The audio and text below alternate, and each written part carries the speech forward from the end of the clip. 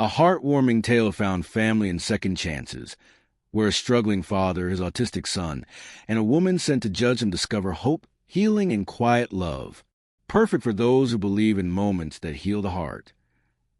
Before we begin, if you believe in healing and the quiet magic of kindness, subscribe and let's come together find hope in most unexpected moments.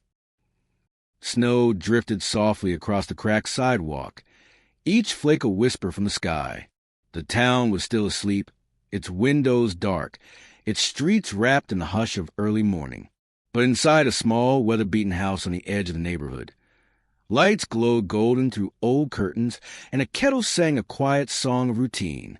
James Brown stood barefoot in the kitchen, cradling a chipped mug between callous hands. He wasn't thinking about coffee. Not really. He was watching the baby monitor balance on the windowsill, its glow soft and steady. The screen flickered, static, then movement. A boy's silhouette curled tightly under layers of blankets. Safe. Asleep. For now. The clock read 5:04 a.m. By 5:06, he was in Samuel's room. Not because he had to be, but because that's what mornings were now. Rituals. Anchors. Safety and sameness. He knelt beside the bed, careful not to let the floorboard creak. "Morning, buddy," he whispered, voice rough from the cold and too little sleep. Samuel didn't answer. He never did this early, and not in words. But his body shifted under the covers, just slightly toward the sound, a quiet acknowledgement. James reached into his pocket and placed a small, knitted green dinosaur beside Samuel's pillow. It was missing one eye. Samuel didn't mind. It was the third time this month it had gone missing and returned again after hours of searching, soft apologies, and a silent handoff. They had their ways. There had been a time when James had plans, degrees, blueprints, a life drawn out in confident ink. But that was before the ink ran, before the pages burned, before Samuel, and everything after. He had been 29 when Samuel was born. His wife, Laurel, had gone into labor during a thunderstorm, screaming through contractions as lightning broke the sky in two. James had cried the moment he held him. So small, so impossibly alive. A year later, Laurel was gone. "I didn't sign up for this," she'd said, her words like winter air. James had learned that a heart can crack without a sound. He didn't resent her anymore. Not really. Everyone breaks in different ways. Now, at 37, James lived in quiet loops. Early mornings, oatmeal, therapy sessions, meltdowns, laughter, isolation, bravery. Some days, Samuel spoke in colors and textures instead of words. Some days he screamed into pillows, needing the world to be just a little quieter. Some days he traced the edges of James's face with trembling fingers, not looking him in the eyes but seeing him all the same. James built his world around those moments. He let them carry him when the fridge was empty and the rent was late. The knock came on a Thursday, just as the snow thickened and the sky dimmed. 3 soft taps. He wiped his hands on a dish towel and opened the door. She was smaller than he expected.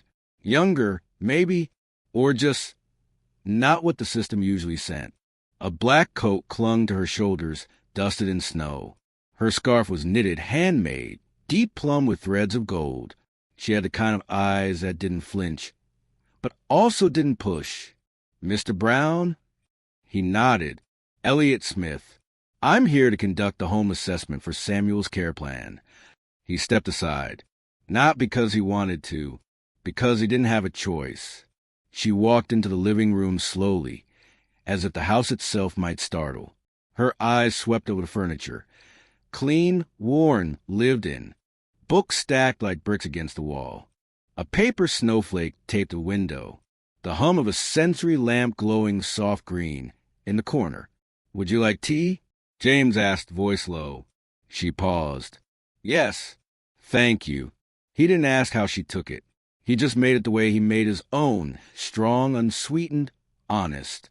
When he handed her the mug, their fingers didn't touch. Not yet. She asked questions, Soft ones, almost too polite. How often does Samuel engage in parallel play?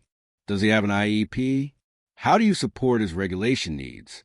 James answered them like facts, like he wasn't afraid. But underneath each answer was a story he didn't have time to tell. How he once spent 6 hours trying to calm Samuel down after a thunderstorm. How he learned to carry noise-canceling headphones in his glove box. How he built a weighted blanket by hand, because the one from the clinic was too small. How he whispered songs at night, even when his throat ached.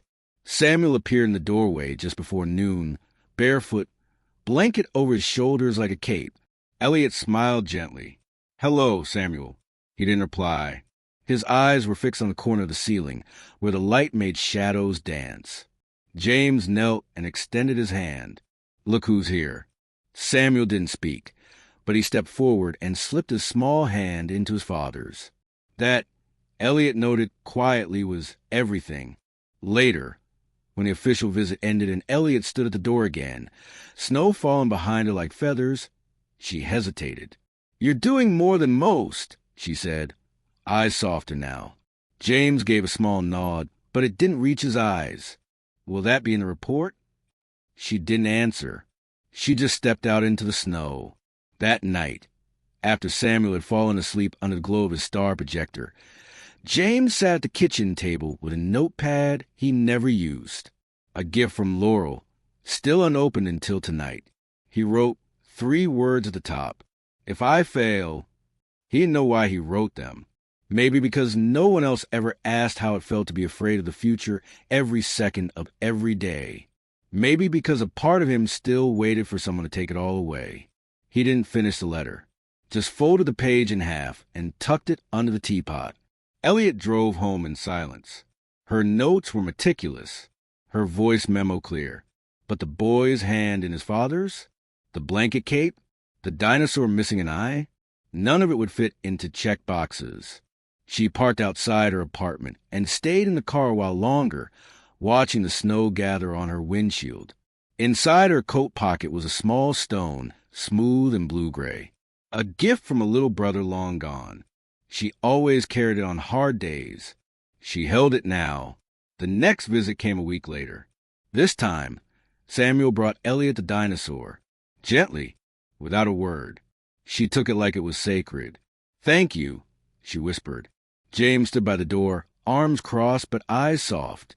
That night, she left with the dinosaur still in her bag, and neither of them told her to return it. Wind whispered against the window pane like someone trying gently not to knock. Inside, the house was dim. The living room bathed in late afternoon light, filtered gold through dusty curtains. Shadows clung to corners like unspoken thoughts. Samuel lay curled at the foot of the couch, half under a weighted blanket, one hand wrapped around the fraying arm of the green dinosaur. The missing eye had never been replaced. James didn't dare. It was part of it now, like scars on skin, memories stitched into fabric. Elliot sat in the armchair, a notebook balanced on her knees, but she hadn't written anything in the last 20 minutes. Her eyes drifted to Samuel, then to James, then back again. The silence between them was no longer cold. But it wasn't warm yet, either. Just honest. "He didn't sleep much last night," James said quietly. He didn't need to explain why. A neighbor's dog had barked for hours, and Samuel had felt every echo in his chest like thunder. "I could see it," Elliot replied. Her voice was careful, always careful, like she was still trying not to disturb anything too fragile. She'd visited 4 times now, always arriving with the same polite knock, always leaving with a deeper wrinkle between her brows. James didn't know what she wrote in her reports. He didn't ask, but he watched her, not like someone watching a threat, more like someone watching the weather, trying to see if the clouds were building or passing. One morning, Samuel wouldn't come out of the bathroom. He'd locked the door, something James hadn't realized he could do yet, and refused to speak. For 35 minutes, James sat on the other side, forehead pressed against the wood, heart a slow panic drum. He didn't raise his voice, just whisper a steady stream of stories about the sky, about pancakes, about how the dinosaur once rode a spaceship to Saturn and came back with glitter in its teeth. When the door finally opened, Samuel's face was blotchy and wet. His dinosaur clutched to his chest like armor. James gathered him in without a word. He held in the hallway, back against the wall, arms wrapped around a boy made of questions the world didn't always want to answer. That night, Elliot came by unannounced. She stood at the threshold, unsure if she'd cross a line. I was in the area. James let her in. The kettle took its time to boil, and neither of them filled the silence. She just watched him with tired eyes, and he really noticed, how pale her hands were, how tightly she held the strap of her bag, how tired her edges looked. "You all right?" he asked finally. She blinked like the question had come from far away, then gave a small nod. "I think sometimes we carry too much," she said, "even when we think we're trained for it." James placed her mug on the table, steam curling between them like breath. "Yeah," he said. "Tell me about it." The tension between them wasn't sharp anymore. It was a slow stretch of two people learning where to step. Still, the world outside didn't soften. A letter arrived, pale blue envelope, government seal. James opened on the porch with shaking hands. Funding reevaluation. Risk of reassessment. A different caregiver might be appointed. New placement not ruled out. He didn't tell Samuel. But that night, he held him longer before bed. Read the same book 3 times, even when Samuel only looked at the pictures. He didn't notice until later he'd read the last page wrong. Changed the ending. The rabbit didn't run away that time. He came back. 2 days later. Elliot arrived for another visit. She didn't smile. "I need to ask harder questions today," she said softly. James nodded, then asked them. He didn't flinch when she did, but he clenched his hands beneath the table, white-knuckled through every one. "Do you ever leave him unsupervised? Do you have a long-term plan for financial care? Have you considered a structured home?" He answered all of them. But when she asked, "Do you think Samuel would thrive without you?" he said nothing, because his mouth couldn't shape the word no loud enough to make the system listen. And Elliot, she didn't push, just closed her notebook and looked at him like maybe she hated asking as much as he hated answering. She cried in her car that night, not sobbing, just quiet tears that came with the exhaustion of watching something good be questioned, just because it didn't fit neatly on a form. She opened her glove compartment. The dinosaur was still there. Samuel had slipped it into her bag weeks ago. She kept it. Even now, a week later, the world cracked. It was cold. Samuel refused to wear his coat. The light was too bright. The air too sharp. A stranger brushed against him at the grocery store, and the sound of fluorescent lights folded the boy in half. James didn't have time to speak. Samuel dropped to the floor, screaming, hands over his ears, body rigid. People stared. A child in meltdown is not a scene most understand. James knelt beside him, shielding him with his arms. "It's okay. I've got you. You're okay." Elliot was there, not as a social worker, just as someone who had started showing up.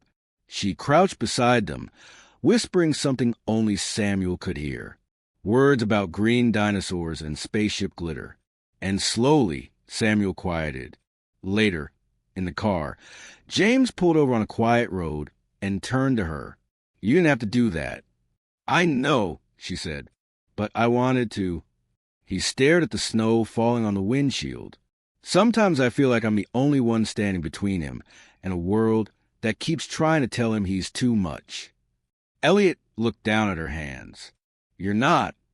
That was the first time he looked at her, like she wasn't part of the system. Another week passed. No updates on the assessment.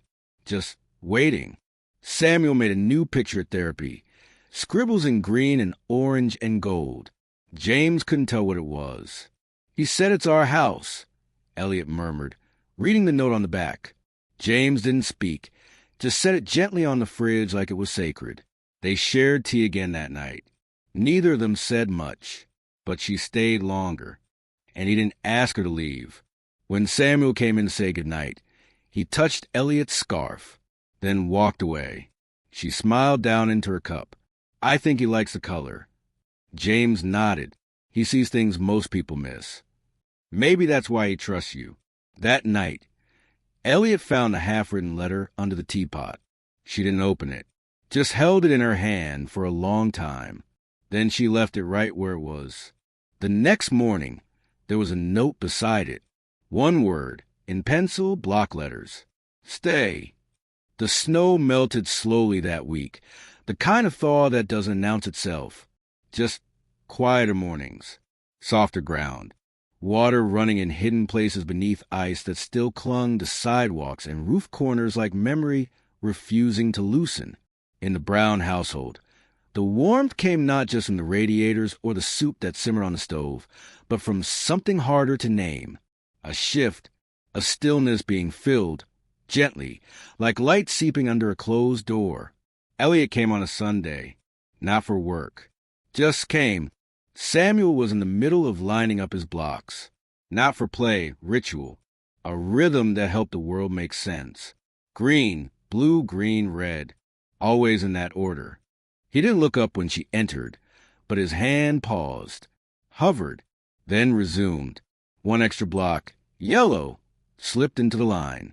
Elliot caught the change. Didn't mention it. Just smiled as she took off her coat and hung it where hers had started to belong. That evening, they sat on the porch. It wasn't warm, but it wasn't biting either. The kind of cold that lets two people sit in quiet without needing coats. Just thick sweaters and cups of tea. James was mending something, a frayed strap on Samuel's backpack. His fingers worked with quiet focus, movements memorized from years of fixing things no one else had time to repair. You always do that, Elliot said after a while, her voice gentle like snow brushing pine. He glanced at her. Do what?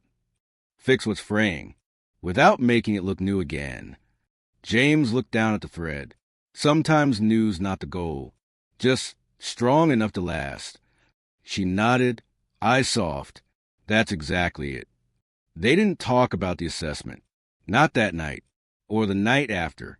The letter still sat on the mantel, unopened like a promise or threat or both. But Samuel noticed things were changing. He brought Elliot his drawings now, silent offerings.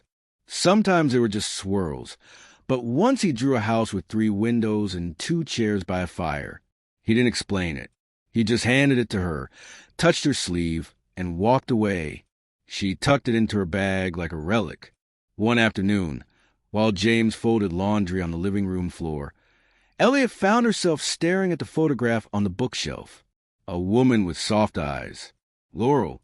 She was beautiful, Elliot said quietly. James didn't look up. She was lightning in a summer storm. Beautiful, terrifying, gone before I could blink. Silence. Elliot stepped closer. Do you miss her? He breathed out slow. I miss the idea of her. The way we started, not how we ended. Elliot's fingers brushed the edge of the frame. You don't talk about her much. There's not much left to say. But that wasn't true. There were whole chapters still unwritten. He just didn't know if they mattered anymore. That night, Samuel had a nightmare. The kind that doesn't need monsters. Just too much sound, too much memory. He screamed, and James was there in seconds, holding him tight against his chest, rocking gently. But Samuel didn't settle. Not until a voice, quiet, careful, joined in from the doorway. A lullaby. Soft, unsteady at first.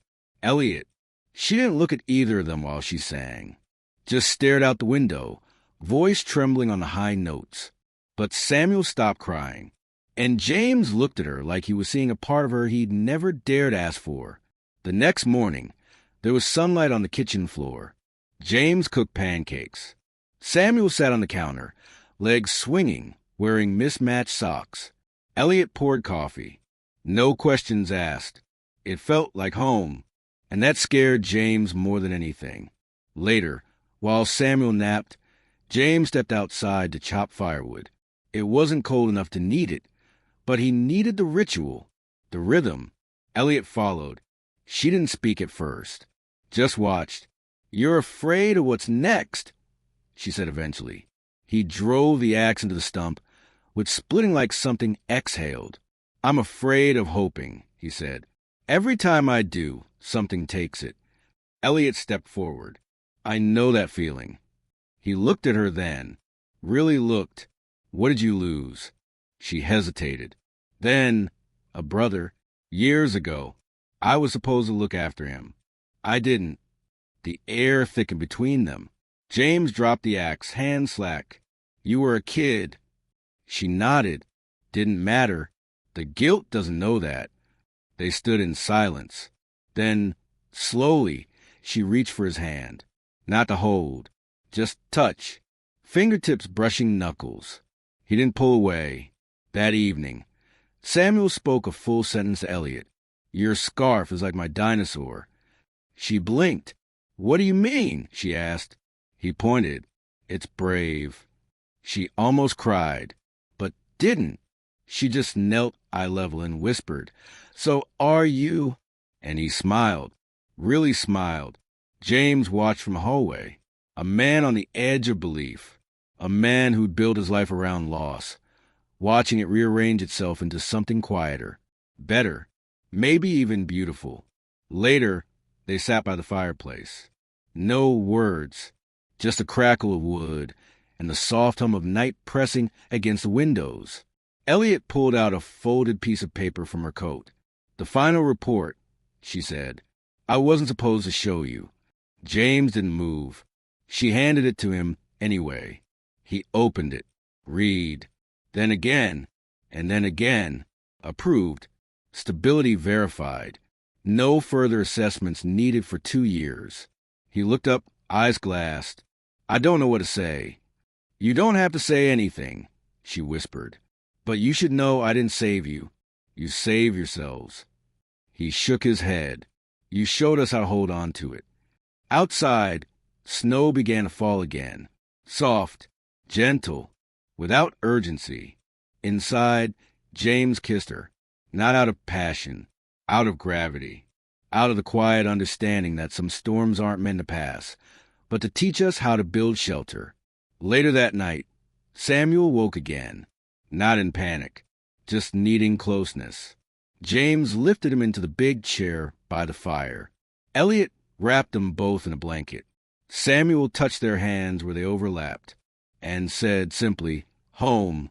There are winters that linger too long, their silence stretching over rooftops like unanswered questions.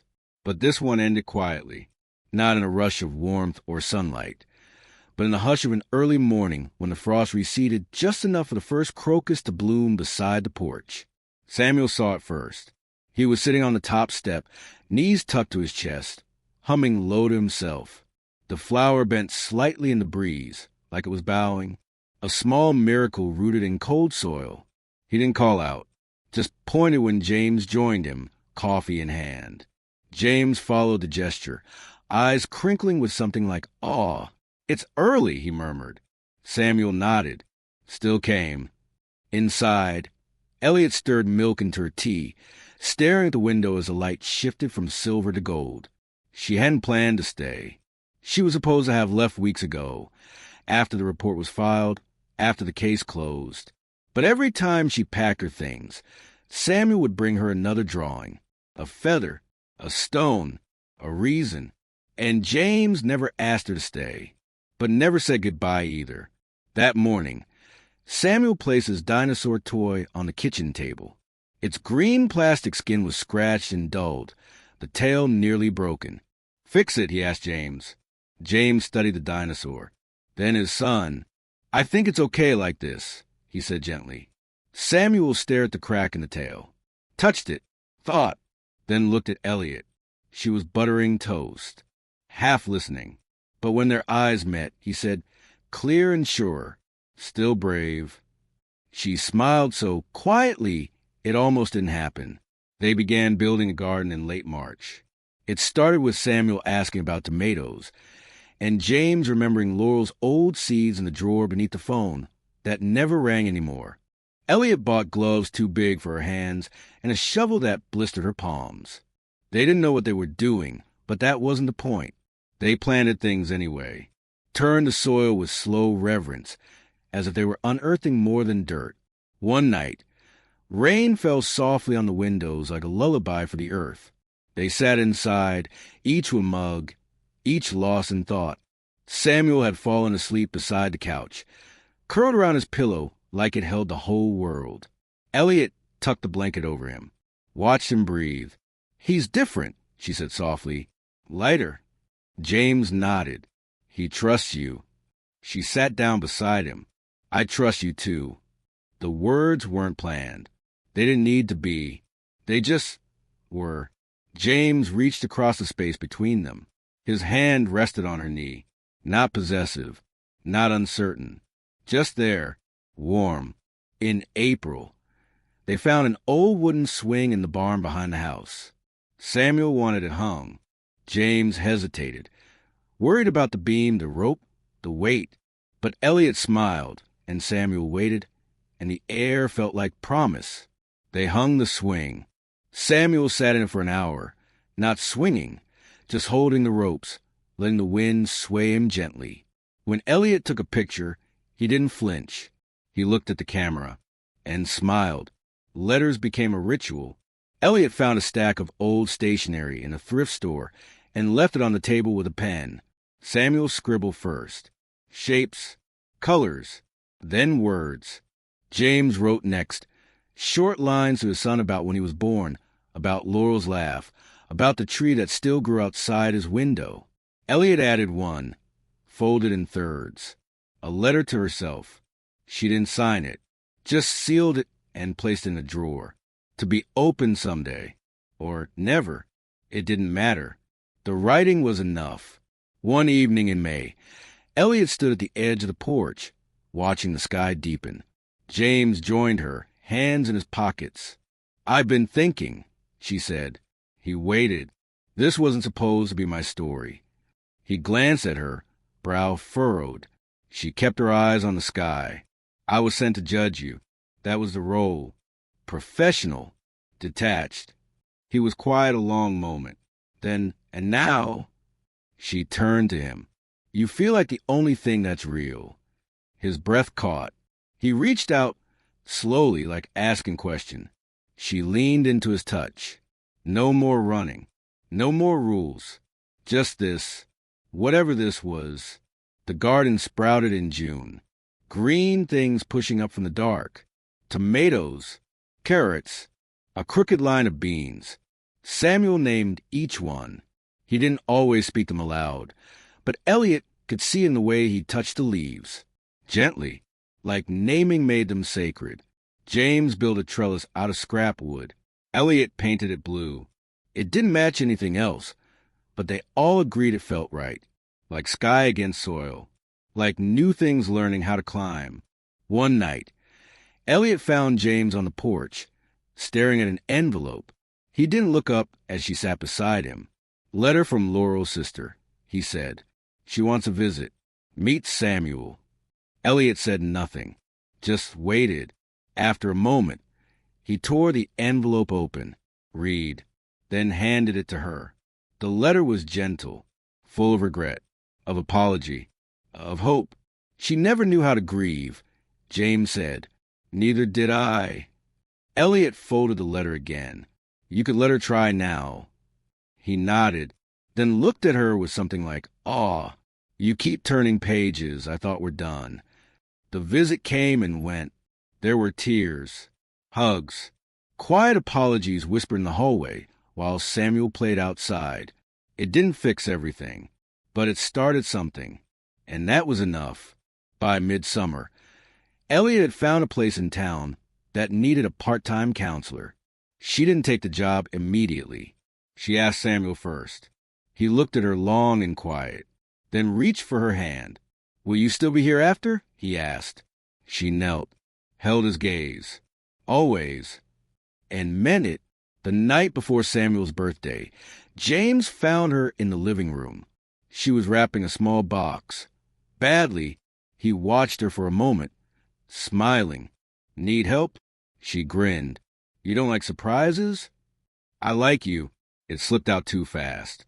Too plain. But she didn't flinch. She put down the ribbon, crossed the room, and kissed him. No hesitation. No silence to fill. Just the weight of all they'd built. Finally steady. On the morning of Samuel's birthday, he ran out to the swing first. Elliot followed with breakfast in a basket. James carried coffee, his hand grazing hers now and then. Under the tree, they sat like a family born not by blood, but by choice. Found, tested, redeemed. Samuel opened the box Elliot gave him. Inside, a tiny carved dinosaur. Brave, like his, but whole. He held it to his chest, then looked at her and said, "Thank you." As the sun rose, James took out the letter Laurel once wrote. A note found years ago in a hospital drawer, never read aloud until now. He cleared his throat. Read softly. It spoke of love, of fear, of hope she didn't get to hold, of the son she barely knew, of the man she believed in. When he finished, Samuel reached out, touched his father's hand, then Elliot's, and whispered, "We're okay now." If this story touched you, subscribe or share where you're watching from. These stories matter.